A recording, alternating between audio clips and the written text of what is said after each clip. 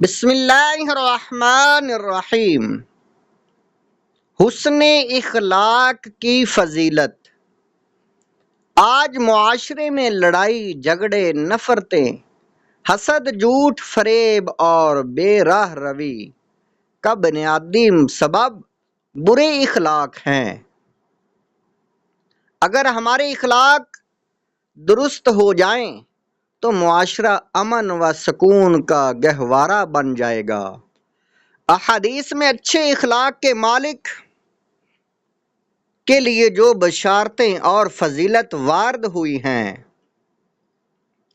ان کو پڑھ کر اچھے اخلاق کی ترغیب ملتی ہے۔ آئیے آپ کی خدمت میں احادیث و واقعات کی روشنی میں اچھے اخلاق کے فضائل بیان کرتے ہیں۔ بخاری فی ادب المفرد میں حدیث نمبر 238، راوی حضرت ابو ہریرہ رضی اللہ تعالی عنہ، نبی پاک صلی اللہ علیہ وآلہ وسلم نے فرمایا، مومن اپنے بھائی کا آئینہ ہے، جب وہ اس میں کوئی برائی دیکھتا ہے تو اس برائی کی اصلاح کر دیتا ہے۔ ترمذی کتاب الایمان حدیث نمبر 2612، راوی حضرت عائشہ رضی اللہ تعالی عنہا، سرکار دو عالم صلی اللہ علیہ وآلہ وسلم، سرکار کریم صلی اللہ علیہ وآلہ وسلم نے فرمایا، مومنوں میں سے کامل ترین مومن وہ ہے جو بہترین اخلاق کا مالک ہے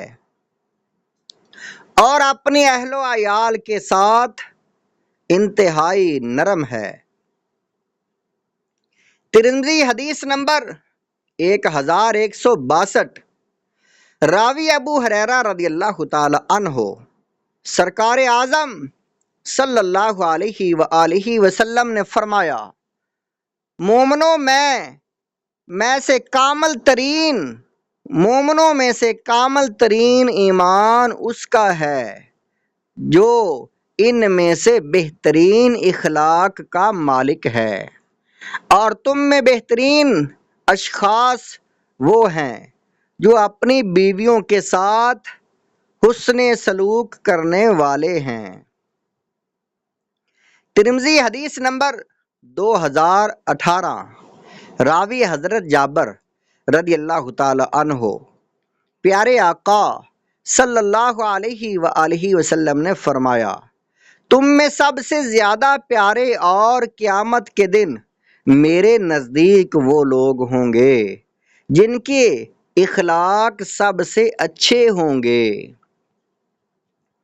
ابو داؤد کتاب الادب حدیث نمبر 4799، راوی سیدہ عائشہ رضی اللہ تعالی عنہا فرماتی ہیں کہ میں نے سرور کونین صلی اللہ علیہ وآلہ وسلم کو فرماتے ہوئے سنا، یقیناً مومن حسن اخلاق کے ذریعے دن کو روزہ رکھنے والے اور راتوں کو قیام کرنے والوں کا درجہ حاصل کر لیتا ہے۔ ترمذی باب ما جاء فی حسن الخلق حدیث نمبر 2002،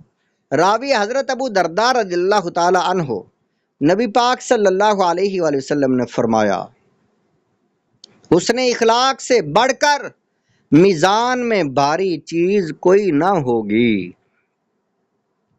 حدیث مسند امام احمد بن حنبل حدیث نمبر 3938، جلد نمبر 1 صفحہ نمبر 415 پر حدیث پاک ہے کہ نبی پاک صلی اللہ علیہ وآلہ وسلم نے فرمایا، اس شخص پر آگ حرام کر دی گئی جو نرم خو، خوش اخلاق اور نیک مجالس میں لوگوں کے قریب ہے۔ ترمذی حدیث نمبر 1956، راوی حضرت ابو درداء رضی اللہ تعالی عنہ، سید عالم صلی اللہ علیہ وآلہ وسلم نے فرمایا، تمہارا اپنے مسلمان بھائی کے لیے مسکرانا بھی صدقہ ہے۔ ابن ماجہ کتاب الزہد حدیث نمبر 4218، راوی حضرت ابو ذر رضی اللہ تعالیٰ عنہ، رسول پاک صلی اللہ علیہ وآلہ وسلم نے ارشاد فرمایا، تدبیر کے برابر کوئی عقل مندی نہیں، حرام سے اجتناب کرنے سے بڑھ کر کوئی پرہیزگاری نہیں، اور عمدہ اخلاق سے اعلیٰ کوئی حسب و نسب نہیں۔ حسن اخلاق میں سے یہ بھی ہے کہ بندہ اپنے مسلمان بھائی کا ادب کرے اور اس کی مدد کرے۔ مستدرک حدیث نمبر 6542، حضرت انس بن مالک، حضرت سلیمان فارسی رضی اللہ تعالی عنہما سے روایت کرتے ہیں کہ رسول اللہ صلی اللہ علیہ وآلہ وسلم نے فرمایا، کوئی مسلمان اپنے بھائی کے پاس جائے اور وہ اس کے اکرام اور تعظیم میں اسے لیٹنے اور ٹیک لگانے کے لیے تکیہ پیش کرے، یعنی اس کے ساتھ اچھا سلوک کرے، تو اللہ تعالیٰ اسی وقت اس کی مغفرت فرما دیتا ہے۔ حدیث جامع صغیر، راوی ابن عمر رضی اللہ تعالی عنہما، رسول پاک صلی اللہ علیہ وآلہ وسلم نے فرمایا، مجھے تعجب ہے اس شخص پر جو اپنے مال سے تو غلاموں کو خریدتا ہے، پھر ان کو آزاد کرتا ہے، وہ بھلائی کا معاملہ کر کے لوگوں کو کیوں نہیں خریدتا، جبکہ اس کا ثواب بہت زیادہ ہے۔ یعنی جب وہ لوگوں کے ساتھ حسن سلوک کرے گا تو لوگ اس کے غلام بن جائیں گے۔ بخاری کتاب المظالم حدیث نمبر 2310، راوی حضرت عبداللہ بن عمر رضی اللہ تعالیٰ عنہ، سرکار کریم صلی اللہ علیہ وآلہ وسلم نے فرمایا، ایک مسلمان دوسرے مسلمان کا بھائی ہے، نہ وہ اس پر ظلم کرتا ہے اور نہ اسے بے یار و مددگار چھوڑتا ہے۔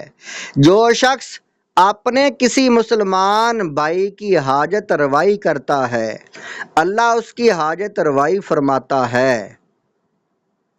اور جو شخص کسی مسلمان کی دنیاوی مشکل حل کرتا ہے، اللہ اس کی قیامت کی مشکلات میں سے کوئی مشکل حل فرمائے گا، اور جو شخص کسی مسلمان کی پردہ پوشی کرتا ہے، اللہ تعالیٰ قیامت کے دن اس کی پردہ پوشی فرمائے گا۔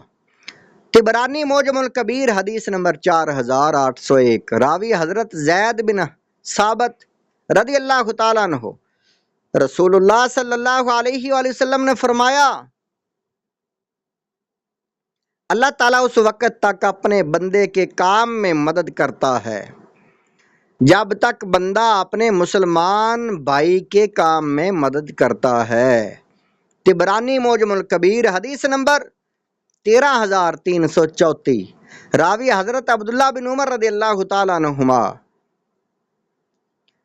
سرکار اعظم صلی اللہ علیہ وآلہ وسلم نے فرمایا، اللہ تعالیٰ کی ایک ایسی مخلوق ہے جنہیں اس نے لوگوں کی حاجت روائی کے لیے پیدا فرمایا ہے، لوگ اپنی حاجات کے سلسلے میں دوڑے دوڑے ان کے پاس آتے ہیں، یہ وہ لوگ ہیں جو اللہ تعالیٰ کے عذاب سے محفوظ ہیں۔